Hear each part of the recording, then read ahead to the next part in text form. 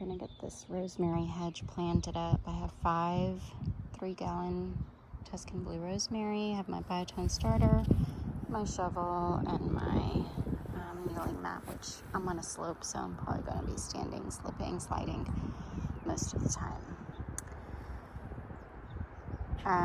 Normally rosemary you don't have to fertilize, but starting it off, especially with a big plant for root establishment, is beneficial. Alright, I've marked off where I want each rosemary plant, where those sticks are. So just like a wavy little hedge. And that'll be the start of this evergreen area, mostly evergreen. I had to stick a veronica here. It was in that hole in the way of where rosemary had to go. And then these are the juniper I already planted. So I've planted 2 rosemary, we're on our 3rd. This has, each hole has just been straight up rocks, which you can see them there.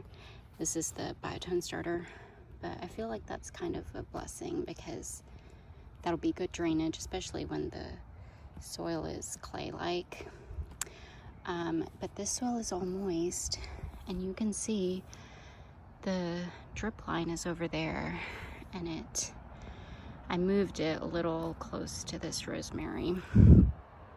It was closer to just the ligustrum, and it just wraps around right there where these juniper are. So I don't create new drip to new plants. I just, from the beginning, just used these big ones with the emitters and made sure the soil was getting watered evenly. And then I just plant whatever I want to plant, because you can adjust the timing of watering and make sure the whole thing is irrigated well. But if you focus too much water in one area, you can mess up drainage. So plants will figure it out. You know, if one plant is not using the water, another plant will soak up that water. You don't want to force it. Also, sometimes a little bit of less babying forces them to survive. And then eventually this whole area that's evergreen, I can stop watering and I can just move the drip irrigation somewhere else or just cut it off. So that way I wouldn't be moving out a bunch of emitters, and I just, you know, cut the line wherever and cap it off. And so, and I think this is the boxwood that had transplant stress. I feel like it has more color on it. Like you can see some green. So I'm hoping that's rebounding.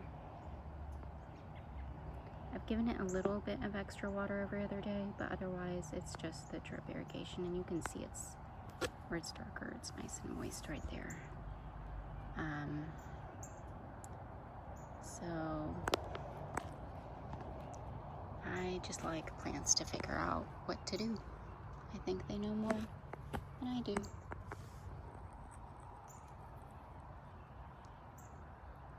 Look at this cutie. He loves that plant.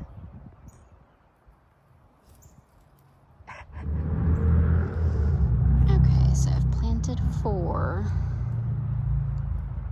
1, 2, 3, 4. And then I just found this marker there. I think I was supposed to go up that way. But really, I think then it would be taller than the ligustrum and block it. Although it would block the utility stuff, which would be nice. But I think I'm going to do something flowering there. And just do a small evergreen. Let me look from the back, the front. Right? I think this kind of drift is good.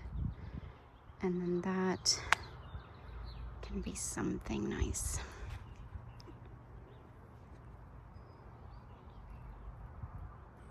Okay, so I'm really sad. I just planted this one, and deep in the pot in the soil was just this broken off piece, which is the backside. So I made sure to put it directly next to an emitter. Another tip I have is these rocks I find, the big ones. I put one next to where, if you were to dig up the plant again, next to where the emitter is, so you would hit the rock and not cut the emitter tubing. So usually I just test around a plant and I'll hear the rock and I'll know there's probably emitter tubing, and then I kind of fluff away soil and mulch. It has worked so far because that's how I dug up these holes safely without hitting any of this tubing. So I did push this back a little bit. A piece of that broke off, so I planted it there. So I'm gonna plant this somewhere. Hopefully it'll revive. I might just use the rosemary, I don't know. How sad. All right, there it is. We have the rosemary hedge that'll go 3 to 5 feet wide and tall. We have these boxwoods in this corner. Then we have blue chip juniper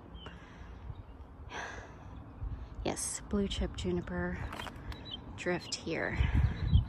And they can spread 5 to 10 feet, but you can trim them as needed. And then we have our sunshine ligustrum, denim and lace Russian sage. I have a lilac, centaur blue lilac there. I have a white camellia. You can see the veronica popping up. And then the leafy stuff behind the ligustrum will be blue fortune agastaki. I just inhaled biotone. So I'm gonna go inside, but we're done with this evergreen patch for now. I might add some annuals up here, or maybe even perennials, blooming perennials. I have my Angelonia sedum here. This pretty much looks like this all year. So I think some of it got dug up when I dug up I had pink Caryopteris here, and this boxwood was over here. These are green velvet boxwoods. And then here we have coral jade sedum. We have a pink heather, we have heuchera, and then we have these small hydrangea here, and this daylily. And here's the camellia. And then we have this butterfly bush behind it. These are all blue fortune agastaki. That's a hydrangea I grew from a starter cutting. And then we have the tiny wine nine bark right there, that red foliage. And the sedum went into the drain. This is from my French drain, so that's nice. Maybe I'll cover it up. Some phlox. Phlox has already bloomed twice this spring. All right, well, thanks for watching.